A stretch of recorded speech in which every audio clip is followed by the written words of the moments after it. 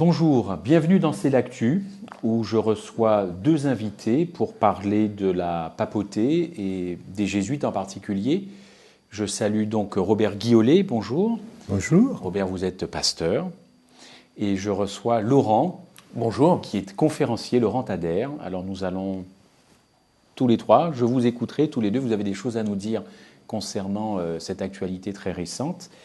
Alors, comme je vous disais, nous parlons des jésuites, puisque avec l'élection du pape François, il ne vous a pas échappé que c'est le premier pape jésuite. Alors, comme d'habitude, pour planter le décor, et quelques petits chiffres, évidemment. Alors, il y a par exemple 19 908, pour être précis, jésuites dans le monde. C'est avec les franciscains l'ordre numériquement le plus important, on peut le dire.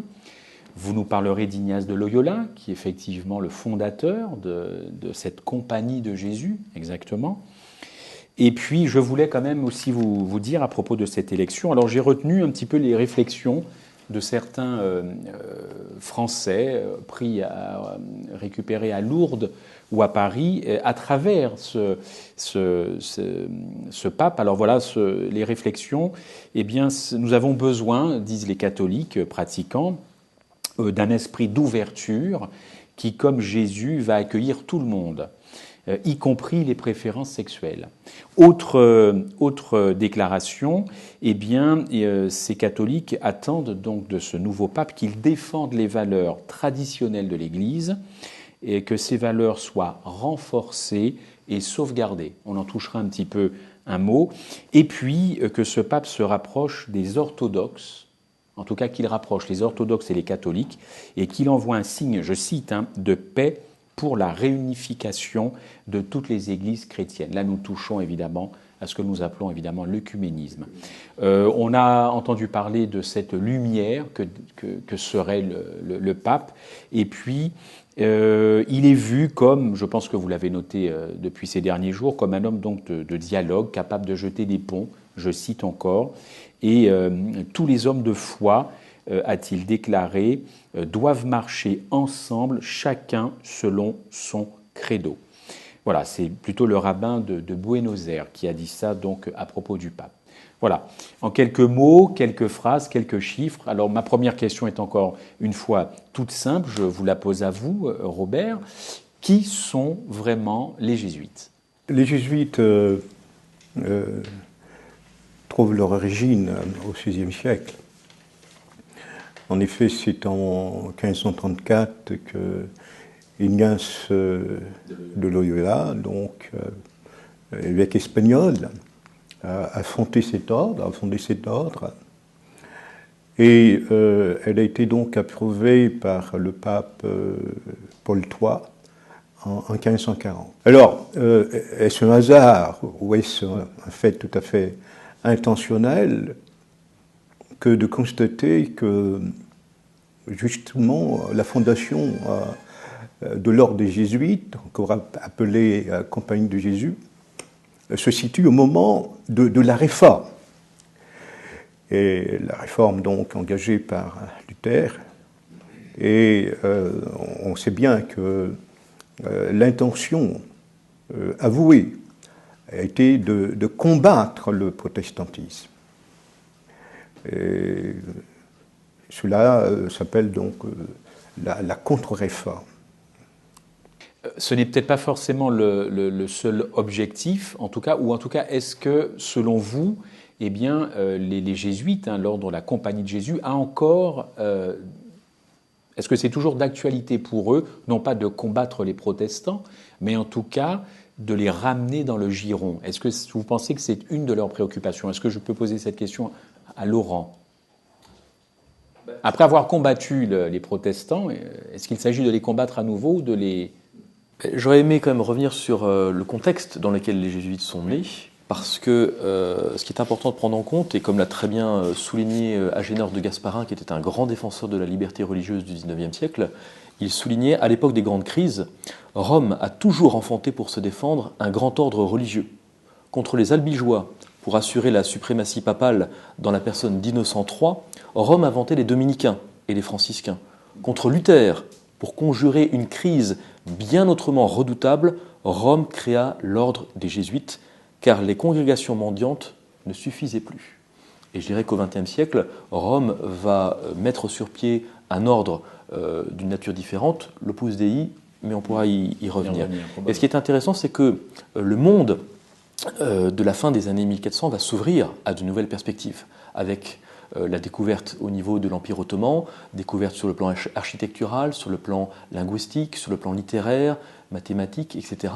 Et Rome va se rendre compte, tout du moins, qu'elle est en train de perdre l'allégeance de millions d'individus parce qu'elle ne leur tient plus un discours intelligible et ne comprend plus ce qui émeut et ce qui inspire ses fidèles, et qu'en conséquence, elle est impuissante à contre-attaquer les réformateurs en Allemagne et en Angleterre. Et c'est dans ce contexte précisément que Paul III va voir dans les jésuites un ordre militaire, entre guillemets, capable de contrecarrer les progrès de la réforme. Et ce qui est très troublant, c'est de voir un petit peu de quelle façon. On peut prendre l'exemple de Pascal, mais il y en a de très nombreux autres. Pascal, il a d'ailleurs dit une phrase. Voilà, Pascal qui va quand même déclarer: les jésuites ont répandu dans l'Église les ténèbres les plus épaisses qui soient jamais sorties du puits de l'abîme. L'empereur de Russie, Alexandre, en 1815, va faire une déclaration qui est un petit peu dans le même état d'esprit. Et c'est ça qui est très troublant. Comment en sont-ils arrivés là ? Et que s'est-il passé ? Et c'est pour ça qu'il est particulièrement intéressant de voir de quelle façon, au fil des siècles, les jésuites ont œuvré. Et je prendrai pour cela un ouvrage qui est quand même un grand classique, qui est écrit par un jésuite, qui est Malachy Martin, donc ouvrage qui s'intitule Les Jésuites, et dans lequel l'auteur déclare à la page 22, donc pour ceux qui veulent aller plus loin, je les encourage à lire la page 22, il déclare: les jésuites portaient la discorde dans les rangs des ennemis du pape. Ils suscitaient la controverse dans les cours royales, organisaient des débats dans les universités protestantes, prêchaient au carrefour et sur les places publiques, haranguaient les conseils municipaux, organisaient des conciles. Ils s'infiltraient, déguisés dans les territoires hostiles et agissaient dans l'ombre. Ils étaient partout, accablant leurs contemporains de leur excellence, de leur intelligence, de leur savoir et de leur piété. D'accord, mais est-ce qu'ils ont changé au jour d'aujourd'hui ? Il y a une évolution justement dans l'attitude des jésuites. En effet, il y a une différence entre la contre-réforme du XVIIe siècle et celle du XXe siècle. En effet, il y a eu différents modes opératoires pour, j'allais dire, ramener les protestants à l'Église, en tout cas pour combattre le protestantisme. D'abord, par la théologie. On sait que les théologiens jésuites sont des intellectuels et très pointus et qui ont infiltré certaines théologies dans le christianisme, notamment le rationalisme, le relativisme et aussi la haute critique. Ensuite, les jésuites ont essayé d'attaquer les protestants au niveau de leurs institutions, c'est-à-dire collèges, écoles, universités, de manière ainsi à ramener donc dans leur giron, par le moyen de la conversion, les protestants donc à l'Église catholique. Troisième moyen, c'est la persécution. De nombreux protestants ont fait l'objet de persécutions, de mise à mort, etc. Le retour de l'Inquisition, toujours cela a été à l'initiative donc des jésuites. Aujourd'hui, au XXe, XXIe siècle, évidemment, l'Église a compris que le temps des persécutions était révolu Et la méthode donc a changé. Aujourd'hui, on peut dire que les protestants font l'objet de flatteries, de collaboration avec l'Église. Donc il y a une autre manière aujourd'hui j'allais dire, de ramener donc, les protestants dans le giron de l'Église catholique. Tout à fait, on a bien compris. Et en préparant cette émission, je me suis aperçu que les jésuites, ils ont quelque part une marque de fabrique. Ce sont surtout des enseignants. Ce sont surtout aussi des prédicateurs et des missionnaires. C'est un peu leur charte de fonctionnement. Et qu'ils passent pour des gens avec un haut niveau intellectuel. Tout à fait. On dirait que c'est vraiment l'intelligentsia catholique. Tout à fait. Et puis leur formation est très poussée. Alors je vous cite en tout cas un cursus classique pour un jésuite. Eh bien donc il fait d'abord 5 années de philosophie. Ensuite il doit enseigner 5 ans. Et puis ensuite il fait 5 années de théologie. Rien que ça fait 15 ans. 15 ans donc à étudier, à enseigner, à professer. Et qu'est-ce que vous pouvez donc nous dire sur ce côté très intellectuel? C'est-à-dire que ça rejoint un petit peu ce que vous disiez, ils sont dans les sphères effectivement, et puis maintenant ce n'est plus la persécution, ce sont des joutes peut-être verbales, en tout cas c'est des grandes discussions rationalistes et tout ça. La plus grande université aux États-Unis qui forme les diplomates, eh bien, est une université jésuite. Est-ce que ce ne serait pas Georgetown? Oui, c'est tout à fait ça, Georgetown. Parce que, oui, ils ont une université de Georgetown, ils possèdent Georgetown. C'est ça, c'est elle qui forme les diplomates. Alors, faut-il avoir peur des jésuites aujourd'hui dans le contexte dans lequel nous sommes? Laurent, qu'est-ce que vous en pensez? Alors, est-ce qu'ils ont perdu ce qui ont toujours fait leur identité? On pourrait croire qu'ils ont perdu, qu'ils ont diminué en puissance, de la même façon qu'on pourrait croire ceci du système papal. Mais ce qui est très intéressant, c'est que les jésuites, en l'espace de quelques décennies, vont être chassés au fur et à mesure des différents pays dans lesquels ils sont implantés. Il n'y a pas moins de 20 pays qui vont les expulser. Et l'exemple le plus flagrant, c'est la France, puisque en 1762, le 5 mars précisément, le Parlement français va chasser les jésuites, et pour justifier de ceci, va faire paraître pas moins de 4 volumes qui reprennent des extraits de pères jésuites, dans lesquels les jésuites justifiaient le meurtre, le parjure, le vol, le régicide. Toutes les pires abominations sont justifiées par les jésuites, et on assistera à cette fameuse maxime, et on aura cette fameuse maxime tout du moins, la fin justifie les moyens. Ont-ils changé aujourd'hui? Mais au nom de quoi ils justifiaient parjure et tout ça? Eh bien, au nom de la fidélité au pape, d'une idéologie ou de... Pour eux, peu importe les moyens par lesquels on arrive, il faut asseoir je dirais, le système papal au niveau mondial pour que la papauté devienne une entité qui prenne en charge le gouvernement mondial. Et j'en veux pour preuve un ouvrage qui aujourd'hui fait référence, c'est Les Clés de ce sang, The Keys of This Blood, écrit par toujours Malachi Martin qui est jésuite, et avec ce sous-titre effrayant, la bataille entre l'Ouest capitaliste, le communisme et le Vatican pour la possession du gouvernement mondial. Et l'auteur décrit parfaitement qu'il y a 3 entités, il décrit avant la fin de la chute du communisme, 3 entités qui gouvernent le monde, le Vatican, le communisme et les États-Unis, et que de ces 3 forces, seul le Vatican va sortir vainqueur dans cette lutte pour le gouvernement mondial. Et on imagine bien que cela ne se fait pas tout seul, et qu'il faut forcément des forces pour infiltrer, pour prendre en main des institutions, pour arriver à cela. Et c'est exactement ce qui s'est passé au niveau du Congrès américain, puisque Malachi Martin décrit très bien que l'un des objectifs des jésuites va être de prendre en main le Congrès américain. Il écrit noir sur blanc dans son livre sur le jésuite.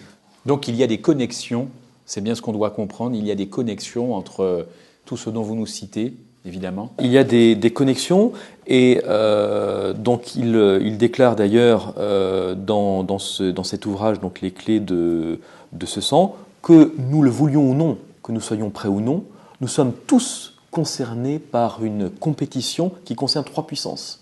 La plupart d'entre nous ne sont pas impliqués directement dans cette compétition, nous en sommes les enjeux, car le but de cette compétition est tout simplement de savoir qui va établir le premier système unique de gouvernement qui n'ait jamais existé. La compétition est lancée et rien ne peut l'arrêter. C'est une bataille à mort. C'est une bataille à mort. Robert. Cet ordre donc a été interdite par le pape Clément XIV, justement suite aux excès de cet ordre, notamment sur le plan politique. C'est le pape Léon XIII qui va le rétablir en 1886. C'est vrai qu'on s'étonne que ce soit un pape jésuite qui soit là. Mais pour nous, dans la mouvance protestante dans laquelle nous sommes, nous ne nous étonnons pas, compte tenu de, j'allais dire, de la puissance de cet ordre dans le sein de l'Église catholique. Il fallait s'attendre qu'un jour qu'un pape sorte donc des jésuites. Une autre question que j'avais à vous poser évidemment, parce que c'est tout à fait passionnant, est-ce que prophétiquement, nous adventistes du 7e jour, nous pouvons voir à travers cette élection d'un premier jésuite un signe, ou en tout cas une direction vers laquelle le monde s'engage, alors même que le commun des mortels ne voit pas forcément cela. Il faut toujours regarder ce qui se passe derrière. Est-ce que prophétiquement ou de par notre théologie, on peut y voir un signe, selon vous? Ou est-ce que c'est la suite logique d'une marche en avant vers cette fin du monde? Ce qui peut nous interpeller, c'est que pour la première fois dans l'histoire, comme nous l'avons dit, nous avons à la fois un pape blanc et un pape noir jésuite. Alors, on définira ce que c'est que le pape noir. Allez-y. Alors, le pape noir, très rapidement, c'est le général des jésuites et qui dirige les 19 000, les quasiment 20 000 jésuites à travers le monde. Donc, c'est une première dans l'histoire. Et le message qui est donné, au travers des différents exemples historiques que nous avons eus, c'est de voir que cet ordre a, je dirais, les mains remplies de sang. Même si dans son sein, beaucoup de jésuites sont aujourd'hui des chercheurs et autres, des intellectuels, mais cet ordre, il ne faut pas l'oublier, a réellement commis des choses atroces et des abominations. Il faut également se rappeler que dans les années 80, en 1983, va paraître un ouvrage décisif, écrit toujours par un jésuite, qui s'appelle « L'unité des Églises, une possibilité actuelle », écrit par l'un des plus grands théologiens catholiques du XXe siècle, Karl Rahner. Et Karl Rahner va expliquer dans cet ouvrage, très simplement, ce qu'on pourrait appeler un plan de contre-attaque ou d'infiltration des églises protestantes, dans lequel il va expliquer comment amener à une fusion sur un plan œcuménique des différentes églises. Et ce plan fait froid dans le dos parce que, écrit en 1983, il est en train aujourd'hui de se réaliser sous nos yeux.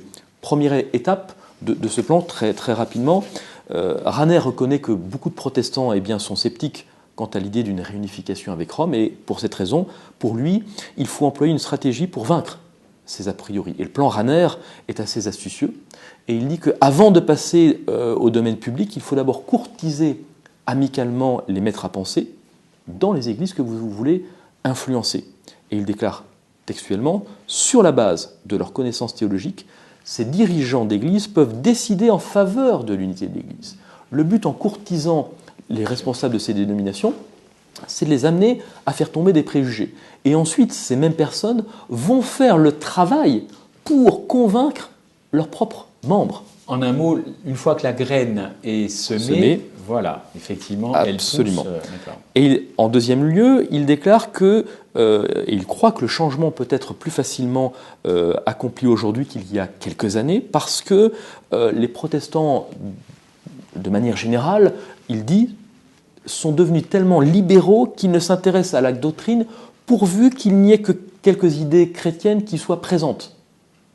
Et donc les protestants ne sont plus vraiment protestants. Ce qui a donné lieu à un ouvrage qui s'appelle « Il n'y a plus de protestants ». Et c'est vrai qu'aujourd'hui, on ne les entend plus trop protester. Et en troisième lieu, comme les membres ont été séduits par cette notion d'unité, eh bien l'idée, ça serait de former une union des églises. Cela pourrait effrayer éventuellement quelques protestants au départ, mais le plan prévoit d'une manière rusée de neutraliser leurs préoccupations. Et de quelle façon ? Donc en laissant les dénominations actuelles en place. Et toutes les églises partenaires reconnaissent donc et reconnaîtraient la signification et le droit du service du pape de Rome à être le garant visible de l'unité de l'Église. Et ça, c'est l'un des objectifs. Et le but et le point culminant pour terminer, c'est l'échange de chair, où une église protestante invite un prêtre et inversement. Et il dit, là, les membres sont totalement séduits et toutes les barrières s'affaissent. Robert, parlez-nous. Oui, allez-y. Justement, Frédéric Offray, dans son livre Politique romaine et démission du protestantisme, va tout à fait dans cette direction, où il montre que l'attitude justement actuelle du protestantisme est de démissionner face à la flatterie de l'Église catholique en général. Et il attire donc la sonnette d'alarme face à ce danger. Il y a peut-être un autre regard, je parle plus adventiste sur la question. Et je vais donc parler de ce livre d'Ellen White, La tragédie des siècles, où elle en parle abondamment de la question. Je crois qu'aujourd'hui, nous devrions nous intéresser à la prophétie du chapitre 17 du livre de l'Apocalypse. Je pense que particulièrement nos pasteurs, nos théologiens doivent particulièrement étudier ce texte qui n'est pas facile. Il est vraiment très, très, très compliqué. Mais cependant, je pense que, à travers des recherches que personnellement j'ai fait à ce sujet, que nous sommes dans l'actualité, un rapport avec ce que décrit ce texte, notamment sur les 7 têtes, les 7 collines. Il serait intéressant, je pense, que nous puissions approfondir ça. Nous n'avons pas, évidemment, le temps de le faire. Mais je crois que aujourd'hui, nous avons un pape qui a démissionné, un nouveau pape qui a été réélu, donc la coexistence, si on peut dire, de 2 papes, c'est aussi une première. C'est aussi un fait exceptionnel qu'un pape démissionne. Nous sommes aussi dans un contexte où la France, au niveau de la loi concernant le mariage pour tous, a légalisé cela.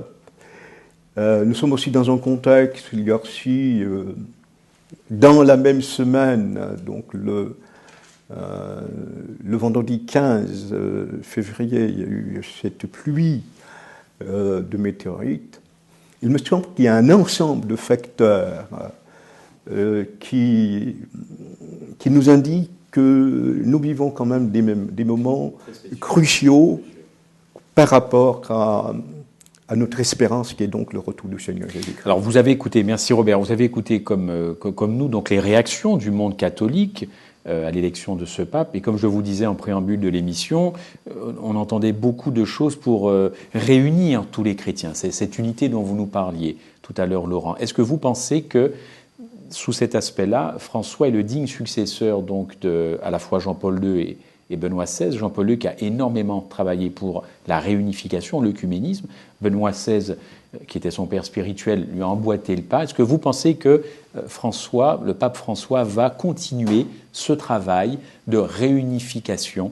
Qu'est-ce que vous en pensez, Laurent? Comme vous le disiez très bien, Christophe, Jean-Paul II a commencé un travail vraiment phénoménal sur le plan de l'œcuménisme. Benoît XVI a très bien continué avec les relations donc avec les Juifs. Il a fait un travail vraiment impressionnant. Et je pense qu'il faut s'attendre à ce que François Ier donc, non seulement continue, mais termine ce que certains n'ont pas réussi à terminer, que ce soit avec les orthodoxes.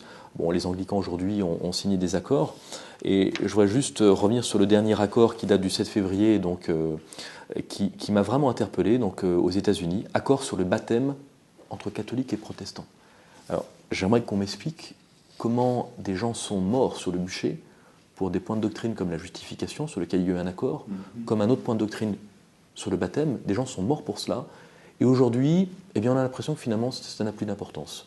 On se dit que finalement, la vérité, bon, c'est pas une chose relative. C'est une chose relative. Tout à fait. D'ailleurs, comme je le disais tout à l'heure, c'est le fruit, justement, c'est le résultat de cette infiltration nuisible de la théologie jésuite dans le protestantisme. Le rationalisme, le relativisme et aussi la haute critique. Ce pape apparaît sous des aspects très sociaux, très social. Il l'a dit, il veut rapprocher Vatican des pauvres, des populations les plus démunies, et il a même dit, vous le savez, il a même demandé à ses compatriotes de ne pas faire le déplacement jusqu'à la messe inaugurale de son pontificat pour économiser cet argent, quitte à le redonner aux plus pauvres en Argentine, puisque c'est un pape argentin. Et quelle connexion on peut faire entre cet aspect très social, très humain, et au fond ce dont nous parlons? Parce que cela peut paraître étrange pour l'internaute, alors que ce n'est pas l'image qui est renvoyée. Est-ce qu'il ne se cache pas quelque chose derrière après tout, cette sympathie vis-à-vis des plus pauvres, qui est noble après tout, mais est-ce qu'il n'y a pas quelque chose qui... Il y a sans doute quelque chose de sympathique, mais... Pourquoi Vatican veut se rapprocher aujourd'hui des plus pauvres? Oui, n'oublions pas que les jésuites font vœu de pauvreté, oui. Hein, et d'humilité, et de simplicité. On sait que notamment ce nouveau pape en Argentine a renoncé à un appartement luxueux qu'on lui avait proposé pour un autre appartement beaucoup plus simple. Oui, ce discours de la pauvreté, de la simplicité ne m'étonne pas, et c'est un discours qui plaît, qui touche. Cependant, qu'est-ce qui se passe derrière? Votre question est tout à fait fondée. Personnellement, pour aller directement au fait, je dirais que en utilisant l'expression de Jésus qui dit « plusieurs viendront un petit peu comme des loups déguisés en brebis ». Je pense que nous devons être prudents et très attentifs à tout ce qui se passe. Laurent, qu'est-ce que vous en pensez de cette séduction naturelle et peut-être qui plaît, comme l'a dit Robert? Est-ce que... Il y a un élément prophétique, je pense qu'il est intéressant et important de rappeler, c'est que dans Daniel 7, on nous parle d'une période prophétique de persécution qui correspond à 3 ans et demi prophétiques, et que tout l'héritage protestant a interprété comme correspondant à 1260 années de persécution. Et on nous parle d'une blessure mortelle au terme de cette période de persécution qui s'est passée en 1798. Et on nous parle également de la guérison de la blessure mortelle. Et je pense aujourd'hui que nous assistons depuis plusieurs années à cette guérison. Et le monde est en train réellement d'être séduit par cette puissance. Et je pense que plus que jamais, il est important de revenir aux racines. Il est important de revenir à la parole de Dieu, sachant que la parole de Dieu condamne la tradition et le magistère de l'Église, sachant que la Bible condamne et n'a jamais enseigné que Pierre devait être institué comme premier pape et que derrière lui devaient succéder d'autres papes. Nous savons aujourd'hui très clairement que cette doctrine repose sur des faux documents et des falsifications de documents. Les textes des pères de l'Église aucun texte de l'Église n'a jamais accordé à Pierre une prérogative devant succéder à d'autres papes. Ce sont des faux documents. Et je pense aujourd'hui, en toute humilité, il est important de revenir réellement à la parole de Dieu, à ce qu'enseigne la parole de Dieu. Et j'ai un texte qui ne provient pas de la parole, mais qui m'interpelle dans notre cheminement et qui déclare ce dont le monde a le plus besoin, c'est d'hommes. Non pas des hommes qu'on achète et qui se vendent, mais d'hommes profondément loyaux et intègres. Des hommes qui ne craignent pas d'appeler le péché par son nom, des hommes dont la conscience soit aussi fidèle à son devoir que la boussole l'est au pôle, des hommes qui défendraient la justice et la vérité, même si l'univers s'effondrait. C'est une citation que nous connaissons bien, nous, adventistes. J'ai une question. Nous avons parlé... Oui, Robert, allez-y. Vous aviez quelque chose à... La parole de Dieu est certaine et véritable. Le fondement de la réforme s'appuie sur cette vérité. La sola scriptura, seule la parole. La sola fide, le salut seul par la foi. La parole prophétique s'est réalisée dans le passé et elle se réalisera aussi dans l'avenir. Donc, nous sommes avertis, soyons sur nos gardes, quelles que soient les apparences, parce que ce que Dieu a prédit d'avance par sa parole se réalisera. Et je suis convaincu, comme je viens de le dire tout à l'heure, que l'actualité brûlante que nous vivons aujourd'hui parle avec éloquence de la proximité du royaume de Dieu qui s'approche. Un petit mot sur les exercices spirituels, parce que ça, c'est une autre particularité des jésuites. Alors, ce sont des guides à la fois pour des retraites spirituelles, par exemple. En général, ça dure 4 semaines. Et puis, donc, ce sont des exercices à la fois hebdomadaires et quotidiens. Ce sont des séries de prières, alors à haute voix ou dans le silence donc de son cœur. Est-ce que vous avez un petit mot à nous dire sur ces exercices spirituels qui sont vraiment aussi quelque chose de très propre aux jésuites? Je vous donne juste un indice qui m'a particulièrement étonné. Un jésuite a dit que donc, ces exercices spirituels qui se trouvent dans les guides est d'une utilité aussi grande que la Bible. Est-ce que vous avez un mot à nous dire sur ces exercices spirituels? Alors, le but des exercices, et c'est intéressant de voir dans quel contexte justement ils ont été créés, le but de ces exercices, c'est l'asservissement complet. C'est l'anéantissement complet de la raison, et ceci par la perversion des sens. C'est-à-dire que c'est d'abord la vue qu'on va halluciner, ensuite c'est l'ouïe, ensuite c'est l'odorat et le goût, et enfin le toucher. Ainsi, désarmé des moyens de contrôle, de ces moyens de contrôle et de certitude, l'esprit humain ne va plus être à même, je dirais, de prendre du recul et d'analyser les choses de manière objective. Il ne peut plus se diriger dans la vie, et c'est pour cela qu'il lui faut un guide, un maître spirituel, un directeur, ce que les jésuites appellent un directeur.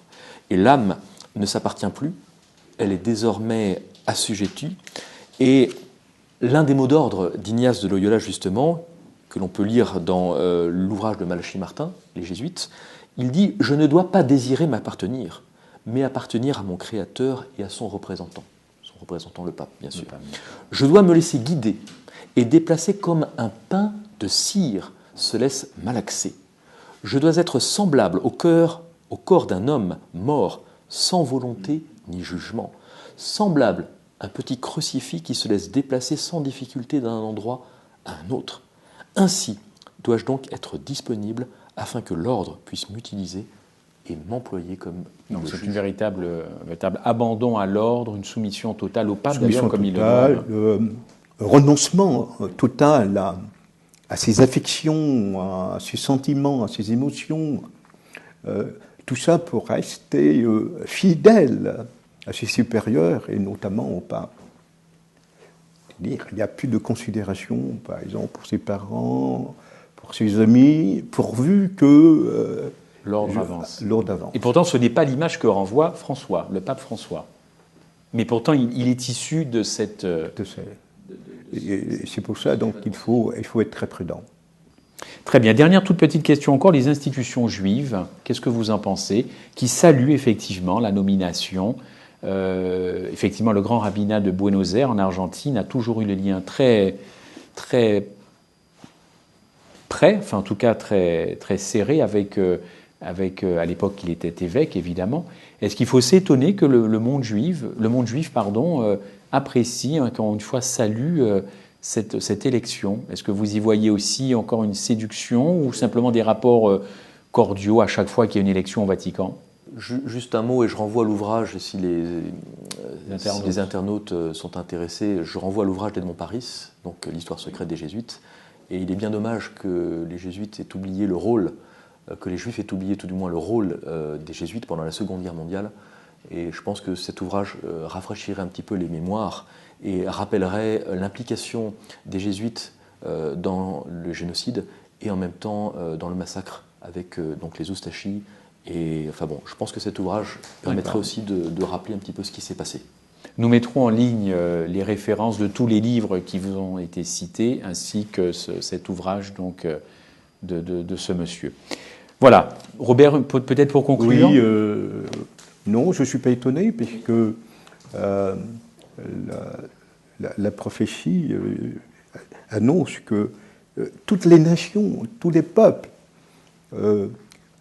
adorent, sont en admiration devant cette puissance que la Bible qualifie de bête. Donc, oui, c'est encore la prophétie qui se réalise. C'est valable aussi pour le monde juif, comme pour le monde protestant, tout à fait. Comme peut-être pour d'autres. Toutes les nations de la Terre. D'accord, très bien. Donc attention à cette séduction, manifestement. Absolument. Très bien, je vous remercie beaucoup pour en tout cas l'éclairage que vous avez bien voulu apporter sur cet ordre religieux qui est très connu et comme nous l'avons dit, fondé par Ignace de Loyola. Merci Laurent, merci Robert et à très bientôt. Merci beaucoup. Au revoir.